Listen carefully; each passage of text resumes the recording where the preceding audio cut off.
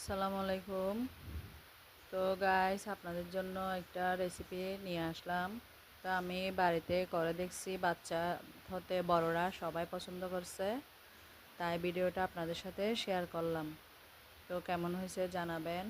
আসলে আমি সব উপকরণ দিয়ে হলুদ, মরিচ, মশলা, সিক্রেট মশলাও দিছি অনেক, তো দিয়ে লেবুর রস দিয়ে হালকা মাংসগুলো একটু মাঝখানে মাঝখানে কেটে দিছি, যাতে লবণ মরিচের স্বাদটুকু মাংসের ভিতরে পৌঁছায়।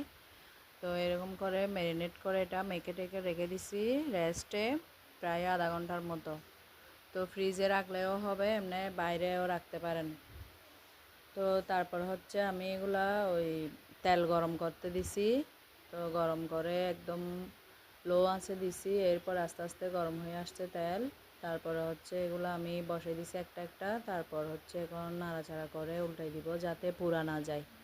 পুড়ে গেলে কিন্তু এই স্বাদটা চলে যাবে।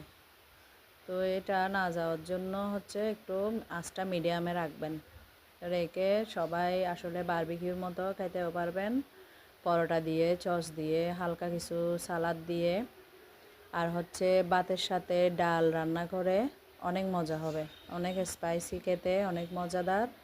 তো আপনারাও ট্রাই করবেন, সবাই পছন্দ করবে, বড় ছোট।